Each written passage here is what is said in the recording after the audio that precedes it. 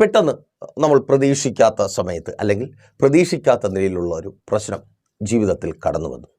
കഷ്ടതയ്ക്കും കണ്ണുനീരിനും നിരാശയ്ക്കും വേദനയ്ക്കുമൊക്കെ കാരണമാകും വിധം എന്തായിരിക്കും പെട്ടെന്നുള്ള പ്രതികരണം?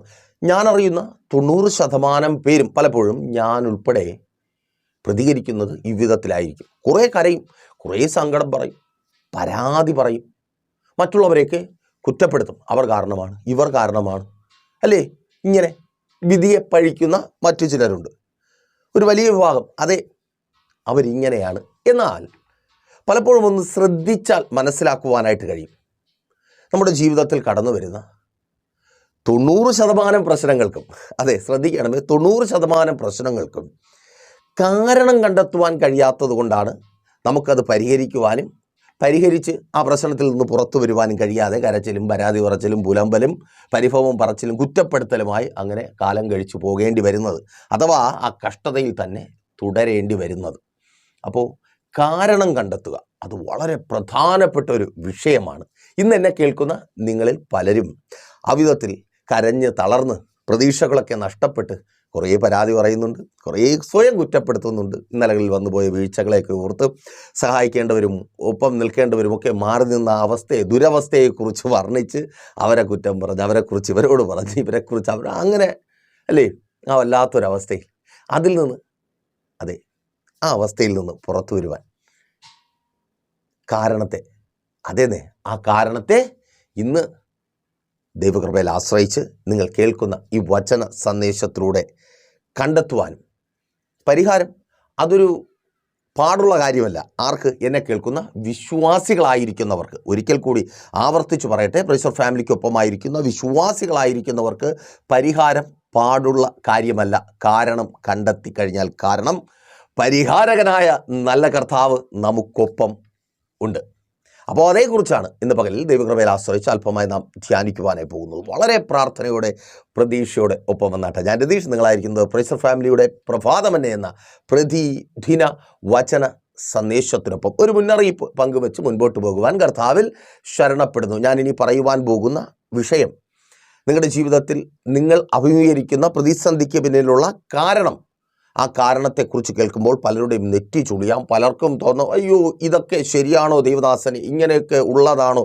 പലർക്കും തർക്കിക്കണമെന്ന് തോന്നും. പലർക്കും അവർ പഠിച്ചു മനസ്സിലാക്കി വച്ചിരിക്കുന്നത് എന്നെ പഠിപ്പിക്കണമെന്ന് തോന്നും. നല്ലതാണ്. പിന്നെ എന്നെ വിളിച്ച് കുറച്ച് തെറി പറഞ്ഞാൽ ഒരു ആശ്വാസം കിട്ടും. ഇവന് 2 പറഞ്ഞിട്ട്, അല്ലെങ്കിൽ ഇവന് 2 കൊടുത്തിട്ട് തന്നെ കാര്യം. ഇങ്ങനെയൊക്കെ നിങ്ങൾക്ക് ചിന്ത വന്നേക്കാം. നിങ്ങൾ ക്ഷമിക്കണമേ. നിങ്ങൾക്ക് നെറ്റി ചുളിയുന്നു എങ്കിൽ, ഞാൻ ഇനി പറയുവാൻ പോകുന്ന കാര്യങ്ങൾ കേട്ടിട്ട് നിങ്ങൾക്ക് നെറ്റി ചുളിയുന്നു എങ്കിൽ നിങ്ങൾ ഈ അവസ്ഥയിൽ തന്നെ തുടരുക. ഇനി നിങ്ങൾ പഠിച്ചു വച്ചിരിക്കുന്ന കാര്യങ്ങളൊക്കെ എന്നെ പഠിപ്പിക്കാം എന്ന് നിങ്ങൾ ആഗ്രഹിക്കുന്നുണ്ടെങ്കിൽ എനിക്ക് ഒരുപാട് സന്തോഷമുണ്ട്. നിങ്ങളെ ഓർത്ത് ഞാൻ ദൈവത്തെ സ്തുതിക്കുന്നു. പക്ഷേ ഞാൻ എഴുന്നേറ്റ് വന്നത് ഏതെങ്കിലും ഒരു പാഠശാലയിൽ നിന്നോ സെമിനാരിയിൽ നിന്നോ അല്ല, പ്രാർത്ഥനാമുറിയിൽ നിന്നാണ്. അപ്പോൾ പ്രാർത്ഥനാമുറിയിൽ നിന്ന് എഴുന്നേറ്റ് വന്ന ഞാൻ പ്രാർത്ഥനാമുറിയിൽ പഠിച്ചത് ദൈവത്തിൻ്റെ പരിശുദ്ധാത്മാവിനാലാണ്. അതുകൊണ്ട് പഠനം അല്ലെങ്കിൽ എന്നെ പഠിപ്പിക്കുക അല്പം ബുദ്ധിമുട്ടുള്ള കാര്യമായിരിക്കും. ദയവായി പ്രാർത്ഥിക്കുക. നിങ്ങളുടെ ജീവിതത്തിൽ നിങ്ങൾ പഠിച്ചത് പ്രാവർത്തികമാക്കി ഇന്നായിരിക്കുന്ന കഷ്ടതകളിൽ നിന്ന് പുറത്തു വരിക. അതായിരിക്കും നല്ലതെന്ന് കരുതുന്നു. പിന്നെ ഫോൺ വിളിച്ച് പരിഹസിക്കുവാനും കുറ്റം പറയുവാനും തെറി വിളിക്കുവാനും ഒക്കെ വിളിക്കുന്നവരും ക്ഷമിക്കുക. നിങ്ങൾ വിചാരിക്കുന്ന ഒരു ഫലവും അങ്ങനെ എന്തെങ്കിലും നിങ്ങളുടെ വായിൽ നിന്ന് കേട്ടിട്ട് എനിക്കുണ്ടാകത്തില്ല. ആമേൻ. ചുരുക്കത്തിൽ പറഞ്ഞാൽ നാണവും മാനവും ഇല്ലാത്തവനാണ്. എപ്പോൾ കർത്താവിൻ്റെ വേലയിലേക്ക് ഇറങ്ങിയോ അന്ന് ഈ നാണം, മാനം ഇതൊക്കെ മാറ്റിവെച്ചിട്ടാണ് നമ്മൾ ഇറങ്ങിയത്. കാരണം ക്രൂശിൻ്റെ ക്രിസ്തുവിനോടുകൂടെ നിന്ന സഹിക്കുവാൻ ഇറങ്ങിയതാണ്. അതുകൊണ്ട് നിങ്ങളുടെ നിന്നയും പരിഹാസവും ഒന്നും ഒരു വിഷയമല്ല. ദൃഷ്ടിദോഷവും, ഒരിക്കൽ കൂടി ആവർത്തിച്ച് പറയട്ടെ, ദൃഷ്ടിദോഷവും ഇങ്ങനെയൊക്കെ നിങ്ങൾ കേട്ടിട്ടുണ്ടായിരിക്കാം. കമ്പേർ, ബിടക്ക് കണ്ണ്, ഇതൊക്കെ തന്നെ ഇതിന് പിന്നിൽ വ്യാപരിക്കുന്ന ഈ ദൃഷ്ടിദോഷം വെറും വാക്കായി മാറാതെ അത് നിങ്ങളുടെ ജീവിതത്തിൽ ഇന്ന് കാണുന്ന തകർച്ചയ്ക്കും കണ്ണുനീരിനും നിരാശയ്ക്കും കാരണമായി മാറും വിധത്തിൽ അതിന് പിന്നിൽ വ്യാപരിക്കുന്ന പൈശാചിക മണ്ഡലവും അത് മുഖാന്തരം നിങ്ങൾ അനുഭവിക്കുന്ന കഷ്ടപ്പാടുകളും എவ்விധത്തിൽ ഈ ദൃഷ്ടിദോഷത്തിൽ നിന്ന്, കമ്പേറിൽ നിന്ന്, ബിടക്ക് കണ്ണിൽ നിന്ന് നിങ്ങൾക്ക് പുറത്തു വരാം. ഇതേക്കുറിച്ചാണ് ഇന്ന് ദൈവകൃപയിൽ ആശ്രയിച്ച് അല്പമായി ധ്യാനിക്കുവാനായി പോകുന്നത്. ഒരു വാക്ക് അല്ലെങ്കിൽ ചുരുക്കം വാക്കുകളിൽ പറഞ്ഞ് മുൻപോട്ട് പോയിക്കോട്ടെ. എന്താണ് ദൃഷ്ടിദോഷം? ബൈബിളിൻ്റെ അടിസ്ഥാനത്തിലാണ് കേട്ടോ. എനിക്ക് തോന്നിയത്, വായിൽ തോന്നിയത് ഗോതയ്ക്ക് പാട്ടെന്ന് പറയും പോലെ പറയുന്നതുമല്ല, പാടുന്നതുമല്ല. രാജാക്കന്മാരുടെ 1-ാമത്തെ പുസ്തകം 21-ാം അധ്യായം അതിൻ്റെ 1-ാമത്തെ വാക്യം അവിടെ ഇങ്ങനെ രേഖപ്പെടുത്തപ്പെട്ടിരിക്കുന്നു. അതിൻ്റെ ശേഷം സംഭവിച്ചത്, ഇസ്രായേലിനായ നാബോത്തിന് ഇസ്രായേലിൽ ശമരിയ രാജാവായ ആഹാബിൻ്റെ അരമനയുടെ സമീപത്ത് ഒരു മുന്തിരിത്തോട്ടം ഉണ്ടായിരുന്നു. 2-ാമത്തെ വാക്യം കൂടെ ചേർത്ത് വായിക്കട്ടെ. ആഹാബ് നാബോത്തിനോട്, നിന്റെ മുന്തിരിത്തോട്ടം എനിക്ക് ചീരത്തോട്ടമാക്കുവാൻ തരയണം, അത് എൻ്റെ അരമനയ്ക്ക് സമീപമല്ലോ എന്ന് പറഞ്ഞു. ആമേൻ. ഒരു രാജാവാണ്. അവൻ തൻ്റെ അരമനയിൽ കൂടി അവൻ്റെ കണ്ണിന് മീൻസ് നയന മനോഹരമായ, അവൻ്റെ കണ്ണിന് ആനന്ദം പകരുന്ന, അവന് കൊതി തോന്നുന്ന, സന്തോഷം തോന്നുന്ന ഒരു മുന്തിരിത്തോട്ടം കാണുകയാണ്. നിങ്ങൾ ഈ വാക്ക് ശ്രദ്ധിക്കുക, കാണുകയാണ്. ആരാണ്? നാബോത്ത് തൻ്റെ അരമനയിൽ നിന്ന് ലോലുപമായി ഉറങ്ങിയതിന് ശേഷം ഉറക്കമെഴുന്നേറ്റ് കണ്ണ് തിരുമി വെളിയിലേക്ക് നോക്കിയപ്പോൾ തൻ്റെ കിളിവാതിലിൽ കൂടെ കാണുകയാണ്, മനോഹരമായ പണി ചെയ്ത് മനോഹരമായി പൂത്ത് തളിർത്ത് കായ് ഫലം നിറഞ്ഞു നിൽക്കുന്ന ഒരു തോട്ടം, ഒരു മുന്തിരിത്തോട്ടം, ഒരു മനുഷ്യൻ്റെ മുന്തിരിത്തോട്ടം കണ്ടു. അവൻ കണ്ടു. കാണുക മാത്രമല്ല, കൊതി തോന്നി. എനിക്കിത് കിട്ടിയാൽ കൊള്ളാം. നിങ്ങൾ ശ്രദ്ധിച്ചോളണം. 1, കണ്ട് ഇഷ്ടപ്പെട്ടു. 2, അവൻ അതിനോടൊരാഗ്രഹം, ഇതെനിക്ക് കിട്ടിയാൽ, ഈ മുന്തിരിത്തോട്ടം എനിക്ക് കിട്ടിയാൽ. തീർന്നില്ല. 3, പ്ലാനിങ്. ആമേൻ. അതിനെ ഞാനൊരു ചീരത്തോട്ടമാക്കും. ആരുടെ? യവനവൻ്റെ അപ്പം കൊടുത്തതാണോ? അല്ല, വല്ലവൻ്റെയും കണ്ടിട്ട് അതിൽ പ്ലാനിങ് നടത്തുക. അവിടെ നിൽക്കുന്ന മുന്തിരിയെ മുറിച്ച് മാറ്റുന്നു, അവിടെ നിൽക്കുന്ന ഒലിവിനെ മുറിച്ച് മാറ്റുന്നു, അവിടുത്തെ മതിൽ മാറ്റുന്നു, അവിടുത്തെ ഗേറ്റ് മാറ്റുന്നു, എന്നിട്ട് ഞാൻ ചീര നടും. 3 കാര്യങ്ങൾ. 1, കണ്ടു. 2, അത് ഇഷ്ടപ്പെട്ടു, അത് വേണമെന്നുള്ള ആഗ്രഹമുണ്ടായി. 3, പ്ലാനിങ്ങും തുടങ്ങി. ഇതാണ് ദൃഷ്ടിദോഷത്തിൻ്റെ ആദ്യത്തെ സ്റ്റെപ്പ്. നമുക്കുള്ള പലതും മറ്റുള്ളവർ കാണുന്നു, അവർക്ക് ഇഷ്ടം തോന്നുന്നു. ഇതൊരു തെറ്റോ പ്രശ്നമോ അല്ല, ഇതിനപ്പുറമാണ് ഇത് തെറ്റും പ്രശ്നവുമായി മാറുന്നത്. നിങ്ങളിപ്പോൾ ഒന്നുകൂടെ ഒന്ന് ശ്രദ്ധിച്ചേ. നിങ്ങൾക്കുള്ള എന്തെങ്കിലും നിങ്ങൾക്കൊപ്പമുള്ളവർ കണ്ടു, ഇഷ്ടപ്പെട്ടു. നിങ്ങളൊരു വീട് വെച്ചു, ചിലർ കണ്ടു, ഇഷ്ടപ്പെട്ടു, നിങ്ങളോട് തന്നെ നേരിട്ട് പറയും, നല്ല കാര്യം, കൊള്ളാം, ഇതുപോലൊരു വീട് കിട്ടിയിരുന്നെങ്കിൽ അതുവരെ ഓക്കെ, ഈ വീട് കിട്ടിയിരുന്നെങ്കിൽ നോ നോ നോ നോ. എന്നെ കേൾക്കുന്ന നിങ്ങളിത് ശ്രദ്ധിക്കണം. നിങ്ങൾ കൂടെ ദൃഷ്ടിദോഷത്തിന്, മറ്റുള്ളവരുടെ ജീവിതത്തിൽ ദൃഷ്ടിദോഷത്തിന് കാരണഭൂതരായി മാറരുതല്ലോ, അതിനുവേണ്ടി പറയുന്നതാണ്. അപ്പോൾ ഇതുപോലൊന്നും എനിക്ക് കിട്ടിയിരുന്നെങ്കിൽ കൊള്ളാം, നല്ലത്, അതിനുവേണ്ടി അധ്വാനിക്കുക, കഷ്ടപ്പെടുക, വിട്ടോളണം. പക്ഷേ ഇതെനിക്ക് കിട്ടിയിരുന്നെങ്കിൽ, അവൻ്റെ വീട് എനിക്ക് കിട്ടിയിരുന്നെങ്കിൽ, നോ നോ നോ നോ. അതാണ് വിഷയം. സഹോദര, നീ വീട് വെച്ചു, നിൻ്റെ വീട് കണ്ടു, ഇതുപോലെ വീട് വെച്ചാൽ നല്ലത്, അങ്ങനെ വയ്ക്കട്ടെ, അതിനാഗ്രഹിച്ചോട്ടെ. പക്ഷെ ഇത് വേണം, അതിനു വേണ്ടിയുള്ള വെല്ലുവിളി അത് തന്നെ വേണം. എന്തിനാ? അവരുടെ കുറേ പരിപാടികൾ നടത്താനുണ്ട്. അവിടെ അങ്ങനെ മാറ്റണം, ഇവിടെ ഇങ്ങനെ മാറ്റണം, ആ മൂല ഇടിച്ച് അവിടെ കൊണ്ടുവയ്ക്കണം, അവിടെ ഇരിക്കുന്ന വാതിലിനെടുത്ത് ഇവിടെ വയ്ക്കണം, അവിടെ നിന്ന് അങ്ങോട്ട് ഓടണം, ഇവിടെ നിന്ന് ഇങ്ങോട്ട് ഓടണം. പ്ലാനിങ്ങും തുടങ്ങി. നിൻ്റെ വീട് കണ്ടിട്ട് നീ കഷ്ടപ്പെട്ട് ഒരുപാട് അധ്വാനിച്ച് ഒത്തിരി ചേർത്ത് വെച്ച് ഒത്തിരി കാലത്തെ സ്വപ്നത്തിൻ്റെ ഫലമായി നീ നേടിയെടുത്ത നിൻ്റെ വീട് കണ്ടിട്ട്, നിൻ്റെ അധ്വാന ഫലം കണ്ടിട്ട്, നീ കഷ്ടപ്പെട്ട് പഠിച്ചു, നീ ഒരുപാട് കരഞ്ഞ്, ഒരുപാട് പ്രാർത്ഥിച്ചു, ഒരുപാട് ഓടി, നിനക്ക് കിട്ടിയ ജോലി കണ്ടിട്ട്, അതിൽ നിന്ന് കിട്ടുന്ന വരുമാനം കണ്ടിട്ട് അതുപോലെ ആകണം ആഗ്രഹിച്ചോ, നല്ലത്. പക്ഷേ അത് തന്നെ വേണം, നിൻ്റെ ജോലി തന്നെ വേണം. സഹോദര, അതാ അവിടുത്തെ പ്രശ്നം. അവിടെ ജോലി സ്ഥലത്തുള്ള പ്രശ്നം അതാ. നീ ഇരിക്കുന്ന പോസ്റ്റിൽ തന്നെ ഇരിക്കണം, അല്ലെങ്കിൽ നീ അവിടെ വേണ്ട, ആ ജോലി പോലും വേണ്ട. നമ്മുടെ മുന്തിരിത്തോട്ടം അത് വേണ്ട, എനിക്ക് ചീരത്തോട്ടമാക്കണം. നിൻ്റെ പോസ്റ്റും വേണ്ട, നീയും അവിടെ വേണ്ട. ആ വീട് അത് വേണം. എന്നിട്ട് എന്തിനാ പ്ലാനിങ്ങുകളുമായിട്ട് നിൽക്കുക? ആമേൻ. നിനക്കുള്ളതിനെ അവകാശം പറഞ്ഞുകൊണ്ട് നിൻ്റെ തലമുറകൾ അവരുടെ ആരോഗ്യത്തിനുമേൽ, അവരുടെ സൗന്ദര്യത്തിനുമേൽ, മനസ്സിലായോ? പിള്ളേരൊന്ന് വളർന്നു വന്നു, അയ്യോ എന്ത് ഭംഗിയാ, എന്ത് തലയെടുപ്പാ, എന്ത് നെഞ്ചുവിരുവാ, എന്ത് പൊക്കമാ, എന്ത് വണ്ണമാ, ഇതുപോലെ പഠിക്കുന്ന പിള്ളേർ, ഇതുപോലെ വേറൊരിടത്തും പിള്ളേരില്ലാത്ത പോലെ. നിനക്ക് കേൾക്കുമ്പോൾ ഒരു സന്തോഷം, ഒരു 2 ഇഞ്ച് പൊങ്ങി നിൽക്കാനൊക്കെ തോന്നും. പക്ഷേ അങ്ങനെയല്ല, നാട്ടിൽ വേറെയും പിള്ളേരുണ്ട്. ചിലരുടെ വാക്ക് കേട്ടാൽ നിനക്ക് മാത്രമേ മക്കളുള്ളൂ, നിൻ്റെ മക്കൾ മാത്രമേ പഠിക്കുന്നുള്ളൂ, നിൻ്റെ മക്കൾക്ക് മാത്രമേ അല്പം തുല്യമെളുപ്പം. അയ്യയ്യോ, ഒന്നും പറയണ്ട. ആമേൻ. ഇതുപോലെ എൻ്റെ മക്കളായിരുന്നെങ്കിൽ ആഗ്രഹിക്കുന്നത് നല്ലത്. അവർ അതിനുവേണ്ടി ശ്രമിക്കട്ടെ, അവിടെ വിട്ട് പഠിപ്പിക്കട്ടെ, അവരെ അങ്ങനെയൊക്കെ വളർത്താൻ വേണ്ടി ശ്രമിക്കട്ടെ. പക്ഷേ അത് തന്നെ വേണം, നിൻ്റെ മക്കളെ തന്നെ വേണം, നിൻ്റെ മക്കളെ തന്നെ വേണം. എന്തിനാ? നിൻ്റെ മക്കളല്ലാതാക്കി തീർക്കണം, അത്ര മാത്രമേ ഉള്ളൂ. നാബോത്തിൻ്റെ ആഗ്രഹം എന്താ? അവൻ്റെ മുന്തിരിത്തോട്ടം വേണ്ട, ഇനി എൻ്റെ ചീരത്തോട്ടം മതി. നിനക്ക് നീ ആഗ്രഹിക്കുന്നത് പോലെ നിൻ്റെ പ്രതീക്ഷകൾക്ക് പൂർത്തീകരണം വരുത്തുന്ന മക്കളായി നിൻ്റെ മക്കൾ നിനക്കൊപ്പം വേണ്ട. അവകാശം പറയുക, പിടിച്ചു വച്ചിരിക്കുക തലമുറകളെ. ആമേൻ. വാക്കുകൊണ്ടും പ്രവൃത്തി കൊണ്ടും വശീകരിച്ചു. മാതാവേ, നീ കരയുക. നിൻ്റെ മക്കൾ, നീ നൊന്ത് പ്രസവിച്ച നിൻ്റെ മകൾ ആരുടെയോ ഇഷ്ടത്തിന്, ആരുടെയോ വാക്ക് കേട്ട് അവരുടെ കയ്യിലായിരിക്കുക. ഒന്ന് ഫോൺ വിളിച്ചിട്ട് അത്ര നാളായി, നേരാവണ്ണം ഒന്ന് സംസാരിച്ചിട്ട് സ്നേഹത്തോടെ ഒന്ന് ഇടപെട്ടിട്ട്, അയ്യോ എങ്ങനെ മാറി? നിനക്ക് കാരണം അറിയത്തില്ല. കാരണം ഞാൻ പറയാം. ആമേൻ.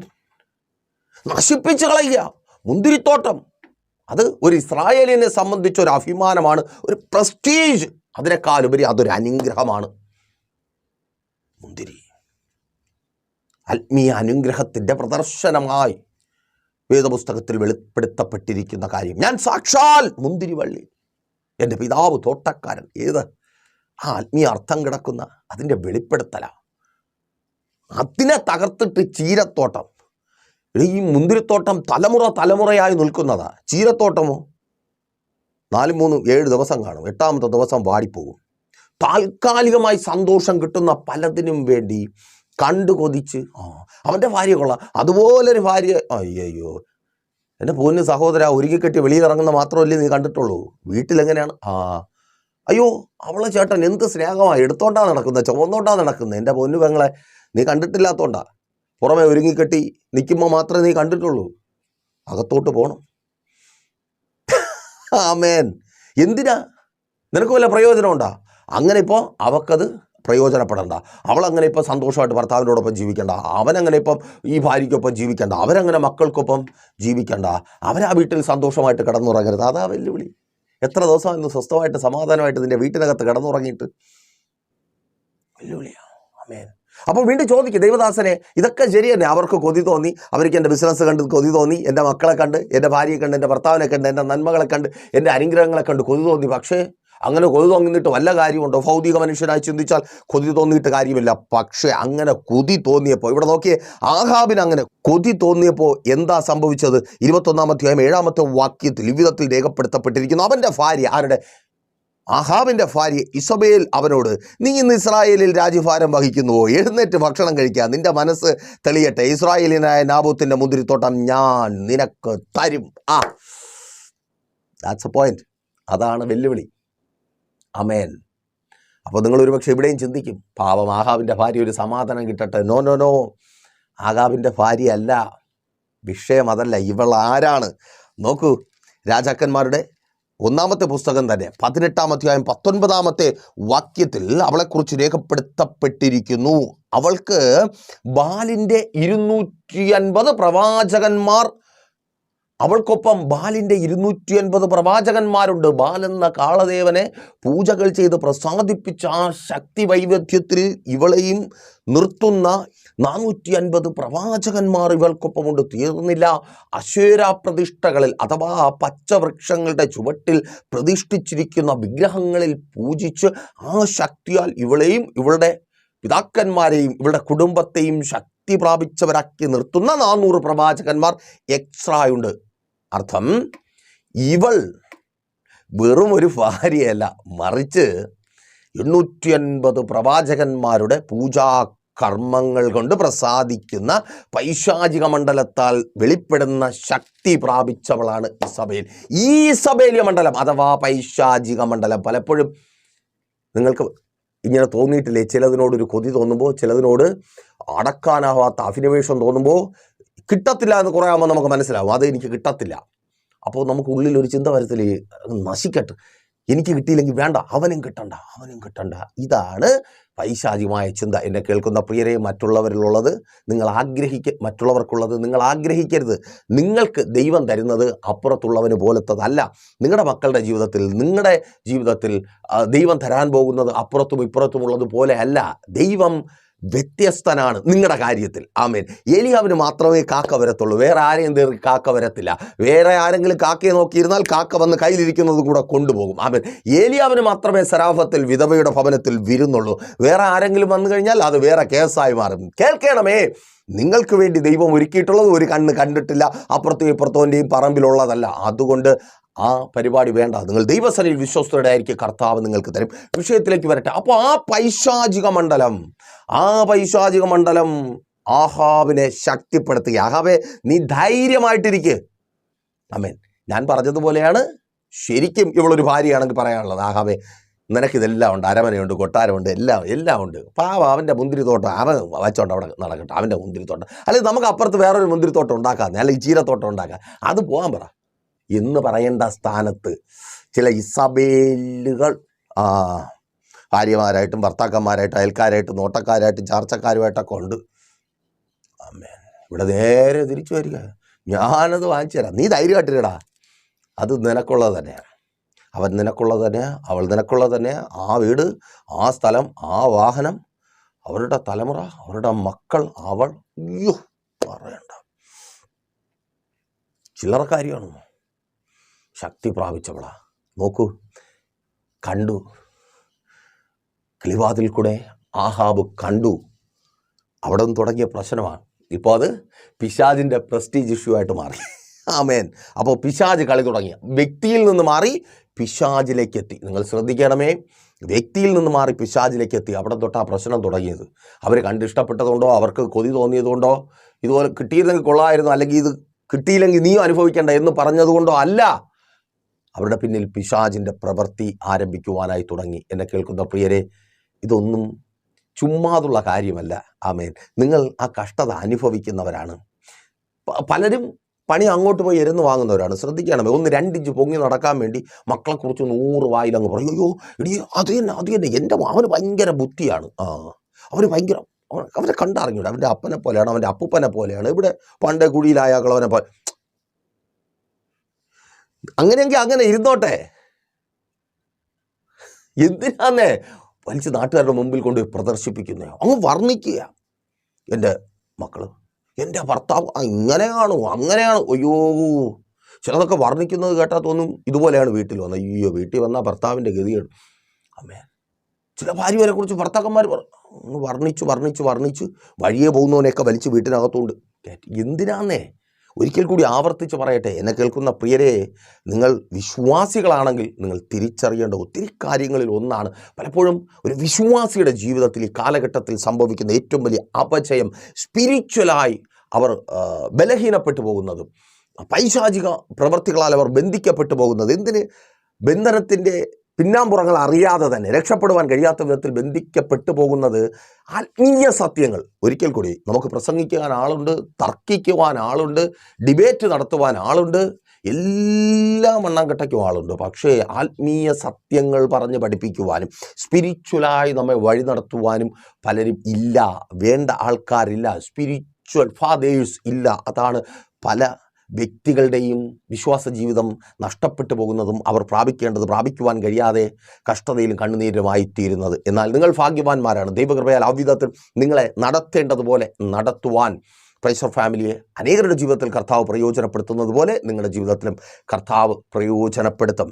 സ്പിരിച്വലായ സത്യങ്ങൾ അറിഞ്ഞ്, തകർച്ചകൾക്ക് പിന്നിലെ കാരണങ്ങൾ അറിഞ്ഞ് തകരാതെ ആത്മീയമായി മുന്നേറുവാൻ, ഈ ലോകത്തിൽ പ്രാപിക്കേണ്ടത് പ്രാപിക്കുവാനും നിത്യതയിൽ എത്തിച്ചേരുവാനും നിങ്ങളെ വഴി നടത്തുവാൻ പ്രാർത്ഥനയിലൂടെയും ഉപവാസത്തിലൂടെയും ദൈവിക ആലോചനകളിലൂടെയും നിങ്ങളെ വഴി നടത്തുവാൻ ഞങ്ങളെ കർത്താവ് പ്രയോജനപ്പെടുത്തും. ഏറ്റവും പ്രധാന പ്രൈസർ ഫാമിലി നിലനിൽക്കുന്നത് പ്രാർത്ഥനയിൽ, ഉപവാസത്തിലാണ്. അതുകൊണ്ടാണ് മറഞ്ഞിരിക്കുന്നത്, മറപൊരുളായിരിക്കുന്നത് നിങ്ങൾക്ക് മുൻപിൽ വെളിപ്പെടുത്തി തരുവാൻ ഞങ്ങൾക്ക് കഴിയുന്നത്. ഒപ്പം ചേർന്ന് ഒരു ഉപവാസം ക്രമീകരിച്ച് നിങ്ങൾ ആഗ്രഹിക്കുന്ന, നിങ്ങൾ പ്രതീക്ഷിക്കുന്ന ആ വിടുതൽ പ്രാപിച്ചെടുക്കുവാൻ, അതിന് തക്കവണ്ണമുള്ള ആത്മശക്തി പ്രാപിക്കുവാൻ നിങ്ങൾ ആഗ്രഹിക്കുന്നുണ്ടോ?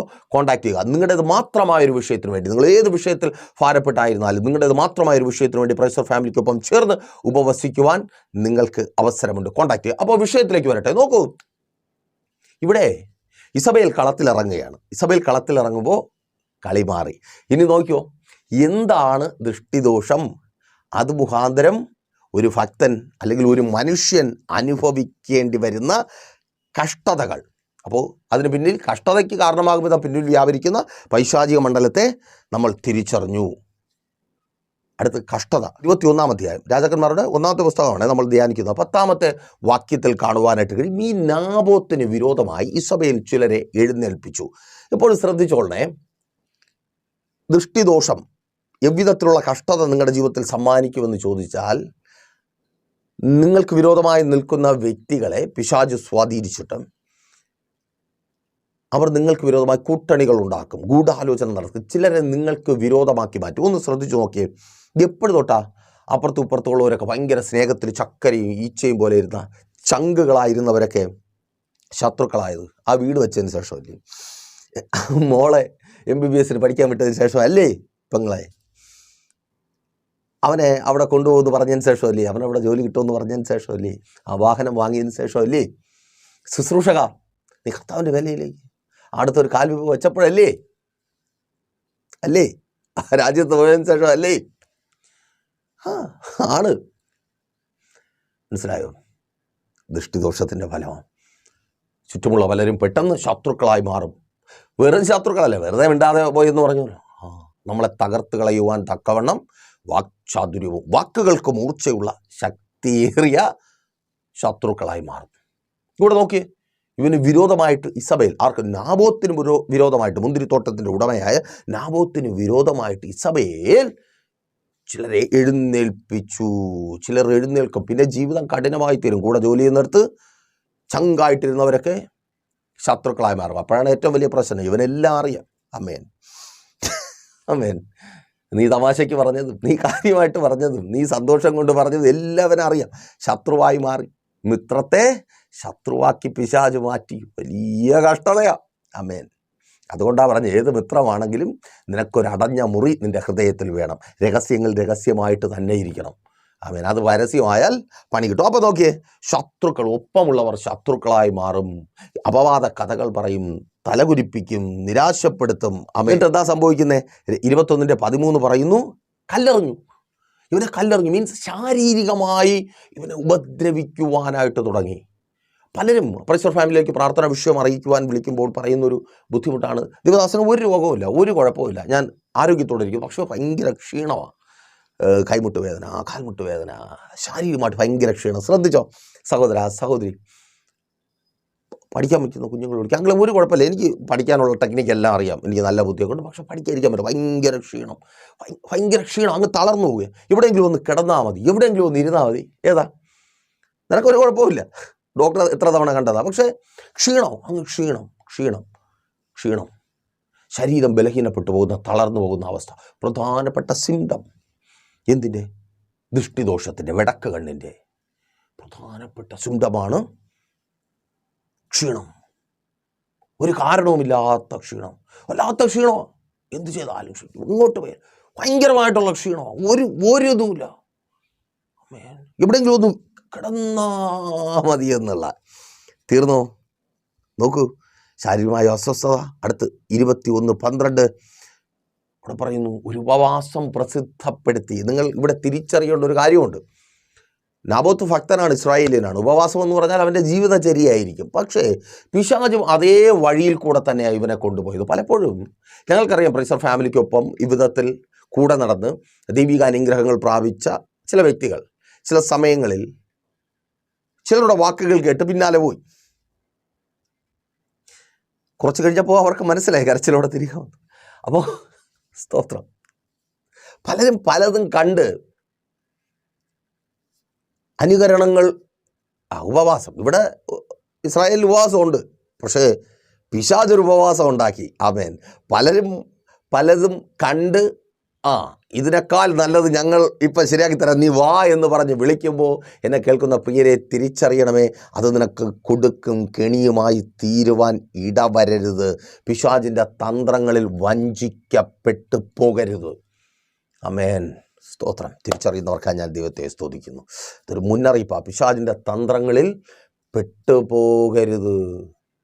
അപ്പോൾ ഇവർ പ്രസിദ്ധപ്പെടുത്തിയ ഉപവാസം യവനെ തകർക്കാൻ വേണ്ടിയുള്ള പരിപാടിയാണ്. നിന്നെ വലിച്ചുകൊണ്ട് പോകുന്നത് നിന്നെ നശിപ്പിക്കാൻ വേണ്ടിയാണ്. നീ രക്ഷപ്പെടുമെന്ന്, നീ ചേർന്ന് നിന്നാൽ, നീ ദൈവസന്നിധിയിൽ ചേർന്ന് നിന്നാൽ, നീ വിശ്വസ്തയോടെ നിന്നാൽ, നീ കർത്താവിന് വേണ്ടി പ്രയോജനപ്പെട്ടാൽ, സഹോദരി സഹോദര, നീ രക്ഷപ്പെടുമെന്ന്, പ്രാപിക്കേണ്ടത് പ്രാപിക്കുമെന്ന് തിരിച്ചറിഞ്ഞ് വാ. ഇതിനേക്കാളും നല്ലതുണ്ടെന്ന് പറഞ്ഞ് വലിച്ചുകൊണ്ട് പോകുമ്പോൾ തിരിച്ചറിഞ്ഞ് നിന്നെ തകർത്ത് കളയുവാനാ, നിന്നെ നശിപ്പിച്ച് കളയുവാനാ. ഓ സ്തോത്രം.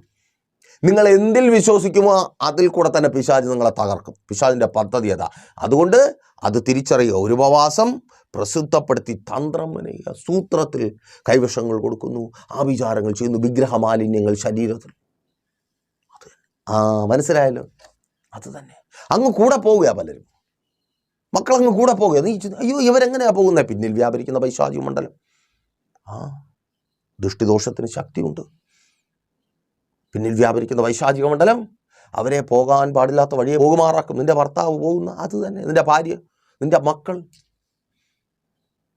സ്തോത്രം. നോക്കിയപ്പോൾ ബുദ്ധിമുട്ടെന്താ? കല്ലെറികൊള്ളും, നിന്ദിക്കപ്പെടും, ശരീരം അനുഭവിക്കുന്ന അസ്വസ്ഥതകളും, മരണം വരെ. നാമത്തിനെ കൊന്നുകളഞ്ഞു, തകർത്ത് കളയും. ആമേൻ. ഇത് പിന്നിൽ വ്യാപരിക്കുന്ന വൈശാചിക മണ്ഡലം തകർത്ത് കളയും. തിരിച്ചറിയുക. അപ്പോൾ എങ്ങനെ ഇതിൽ നിന്ന് പുറത്തു വരാം? അതാണ് ഏറ്റവും പ്രധാനപ്പെട്ട കാര്യം. നോക്കൂ, സംഖ്യാപുസ്തകം 23-9 വാക്യത്തിൽ ഈ വിധത്തിൽ രേഖപ്പെടുത്തപ്പെട്ടിരിക്കുന്നു. ഇതാ തനിച്ചു പാർക്കുന്ന ഒരു ജനം. ശ്രദ്ധിക്കണമേ. അഥവാ വേർപെട്ടവൻ. ആ വേർപെട്ടവനെ കുറിച്ച് പറയുന്നു 23 വാക്യത്തിൽ. സംഖ്യാപുസ്തകം 23 വാക്യത്തിൽ അഭിചാരം യാക്കോബിന് ഫലിക്കുകയില്ല. ഈ പിശാചിൻ്റെ ഒരു പദ്ധതിയും വേർപെട്ടവന് ഫലിക്കുകയില്ല. നാബോത്ത് വേർപെട്ടോ? ഇല്ല. അവൻ ഇസബേൽ വിളിച്ചപ്പം കൂടെ പോയി. പോകരുത്.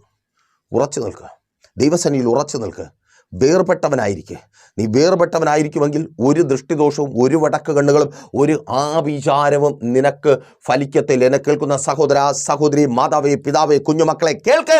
നിങ്ങൾക്ക് വിരോധമായി നിങ്ങളുടെ നന്മകളുടെ മേൽ അവകാശം വെച്ച്, നിങ്ങളുടെ ശരീരത്തിന്മേൽ, നിങ്ങളുടെ പ്രിയപ്പെട്ടവരുടെ ശരീരത്തിന്മേൽ, അവരുടെ യൗവനത്തിന്മേൽ, അവരുടെ സൗന്ദര്യത്തിന്മേൽ, അവരുടെ നന്മകളുടെ മേൽ, അവരുടെ വിദ്യാഭ്യാസത്തിന്മേൽ, അവരുടെ ആരോഗ്യത്തിന്മേൽ, അവരുടെ ഭാവി ഭക്തത്വങ്ങളുടെ മേൽ അവകാശം പറയുന്നു. ഒരു ശത്രുവിനെ കടന്നു വരുവാനോ തകർക്കുവാനോ കഴിയാത്ത വിധത്തിൽ നീ വേർപെട്ടവനെങ്കിൽ ദൈവം നിന്നെ ശക്തനാക്കി നിർത്തും. ആ വിധത്തിൽ വേർപെട്ടവനായി, ഓ താങ്ക് യു ലോർഡ്, വേർപെട്ടവനായി എவ்விധത്തിലായിരിക്കുവാൻ കഴിയും. പ്രഷർ ഫാമിലിക്ക് എவ்விധത്തിൽ നിങ്ങളെ നടത്തുവാനായിട്ട് കഴിയും. പ്രഷർ ഫാമിലിയിലേക്ക് കോൺടാക്ട് ചെയ്യുക, നിങ്ങളുടെ പ്രാർത്ഥനാ വിഷയങ്ങൾ അറിയിക്കുക. നമുക്ക് ഒരുമിച്ച് മുൻപോട്ട് പോകുവാം.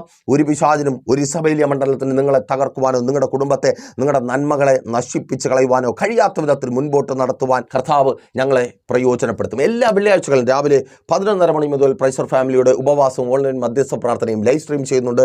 പ്രൈസ് ചർച്ച് ഫാമിലി ഗ്ലോബൽ എന്ന നമ്മുടെ യൂട്യൂബ് ചാനലിലൂടെ. നിങ്ങൾ ലോകത്തിൻ്റെ ഏത് ഭാഗത്തായിരുന്നാലും നിങ്ങൾക്ക് ലൈവിൽ ജോയിൻ ചെയ്യുവാനായിട്ട് കഴിയും. ഒപ്പം കമൻറ്റ് ചെയ്യുക. നിങ്ങളുടെ പ്രാർത്ഥനാ വിഷയങ്ങൾ ലൈവായി തന്നെ ഞങ്ങൾ നിങ്ങൾക്ക് വേണ്ടി പ്രാർത്ഥിക്കുന്നതായിരിക്കും. കടന്നു വരുവാൻ കഴിയുന്നവർ കടന്നു വരിക. ലിങ്ക് അവൈലബിൾ അല്ലാത്തവർ വാട്സപ്പിൽ കോൺടാക്ട് ചെയ്യുക. എല്ലാ ഞായറാഴ്ചകളിലും രാവിലെ 10 മണി മുതൽ തിരുവനന്തപുരം ജില്ലയിൽ വെള്ളയാണി കാർഷിക കോളേജിനടുത്ത് കാക്കാമുല ചാമവിളയിൽ പ്രൈസർ ഫാമിലി ഗ്ലോബൽ വർഷിപ്പ് സെൻറ്ററിൽ വെച്ച് നമ്മുടെ സഭാരാധനയോട് കടന്നു വരിക. നിങ്ങളുടെ പ്രിയപ്പെട്ടവരോട് അറിയിക്കുക.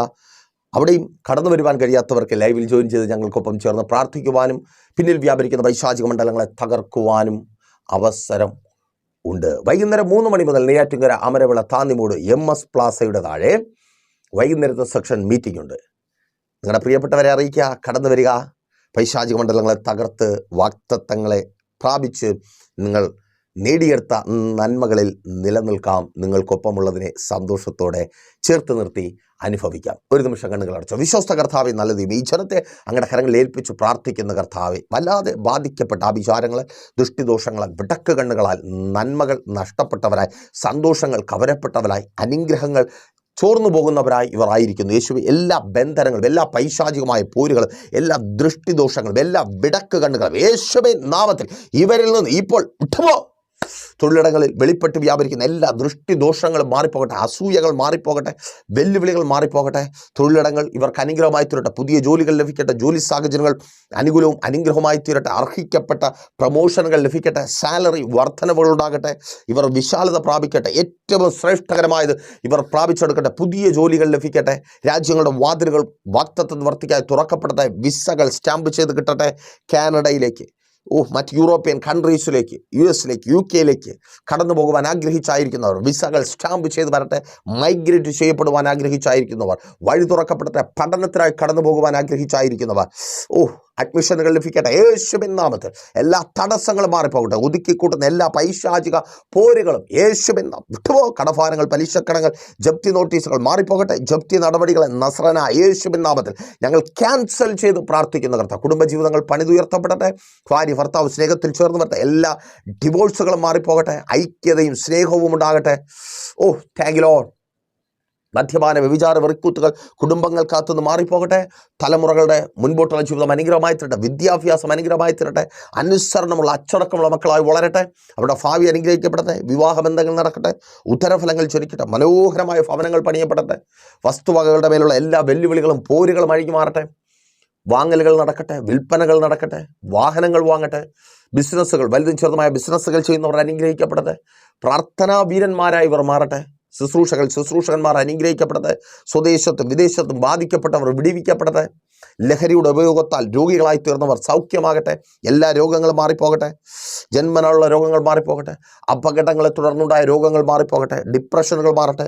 ഉറക്കമില്ലായ്മകൾ മാറട്ടെ. യേശുവിൻ നാമത്തിൽ സുഖകരമായി ഇവർ ഉറങ്ങട്ടെ. പിതാവിൻ്റെയും പുത്രൻ്റെയും പരിശുദ്ധാത്മാവിൻ്റെ നാമത്തിൽ ഈ ജനത്തെ അടിയൻ അനുഗ്രഹിച്ചു പ്രാർത്ഥിക്കും. എല്ലാ ദൃഷ്ടിദോഷങ്ങളിൽ, എല്ലാ ആഭിചാര ബന്ധനങ്ങളിൽ നിന്നും ഇവരെ അങ്ങ് വിടുവിക്കുന്ന കൃപയ്ക്കായി സ്തുതിക്കുന്നു. യേശുവിൻ നാമത്തിൽ തന്നെ ആമേൻ. അപ്പോൾ നിങ്ങളുടെ വിലയേറിയ അഭിപ്രായങ്ങളും നിർദ്ദേശങ്ങളും ഞങ്ങളെ അറിയിക്കുമല്ലോ. നാളെ പകലും ദൈവം അനുവദിച്ചാൽ നമ്മളിപ്പോൾ ഒരുമിച്ചായിരുന്നു കേട്ടനുഗ്രഹം പ്രാപിച്ച പ്രൈസർ ഫാമിലിയുടെ ഇത് നിങ്ങളുടെ വിടുതൽ നേരം അല്ലല്ലോ, ഇത് പ്രഭാതമന്നെയാണല്ലോ. പ്രഭാതമന്നെ എന്ന പ്രതിദിന വചന സന്ദേശത്തിനോടൊപ്പം നമ്മൾ ഒരുമിച്ച് തന്നെ ആയിരിക്കും. അതുവരെയും പ്രിയരെ, have a nice day. Praiser Family Global മിനിസ്ട്രിയുടെ വിശുദ്ധ സഭാരാധന എല്ലാ ഞായറാഴ്ചയും രാവിലെ 10 മണി മുതലും എല്ലാ വെള്ളിയാഴ്ചകളിലും ഉപവാസവും ഓൺലൈൻ മധ്യസ്ഥ പ്രാർത്ഥനയും രാവിലെ 11 മണി മുതലും ഞങ്ങൾ നിങ്ങൾക്കായി ലൈവിൽ പ്രാർത്ഥിക്കുന്നു. നിങ്ങളുടെ പ്രാർത്ഥനാ വിഷയങ്ങൾ കമന്റ് ചെയ്യുക. പ്രൈസർ ഫാമിലി ഗ്ലോബൽ എന്ന നമ്മുടെ യൂട്യൂബ് ചാനലിലൂടെ നിങ്ങൾ ലോകത്തിന്റെ ഏത് ഭാഗത്തായിരുന്നാലും ഞങ്ങൾക്കൊപ്പം ചേർന്ന് പ്രാർത്ഥിക്കുവാനും ആരാധിക്കുവാനും അവസരമുണ്ട്. നേരിട്ട് ആരാധനയിൽ പങ്കെടുക്കുവാനും വിടുതൽ പ്രാപിക്കുവാനും ആഗ്രഹിക്കുന്നവർ ഞായറാഴ്ച രാവിലെ കാർഷിക കോളേജിനടുത്ത് കാക്കാമുല ചാമ്പവിളയിലെ പ്രൈസർ ഫാമിലി വർഷിപ്പ് സെന്ററിലേക്കും ഞായറാഴ്ച വൈകുന്നേരം 3 മണിക്ക് നെയ്യാറ്റിൻകര അമരവിള താന്നിമൂട് സുമംഗലി ഓഡിറ്റോറിയത്തിന് സമീപമുള്ള MS പ്ലാസയിലേക്കും കടന്നു വരിക. നിങ്ങളുടേതായ ഒരു വിഷയത്തിനു വേണ്ടി പ്രാർത്ഥിക്കുവാനും കൗൺസിലിംഗിനുമായി സ്ക്രീനിൽ കാണുന്ന നമ്പറിൽ കോൺടാക്ട് ചെയ്യുക. നിങ്ങൾക്കും ഈ പ്രോഗ്രാം സ്പോൺസർ ചെയ്യുവാനും കർത്താവായ യേശുക്രിസ്തുവിന്റെ സുവിശേഷം അനേകരിലേക്ക് എത്തിക്കുവാനും അവസരമുണ്ട്. പ്രാർത്ഥനയോടെ വിളിക്കുക. ആമേൻ.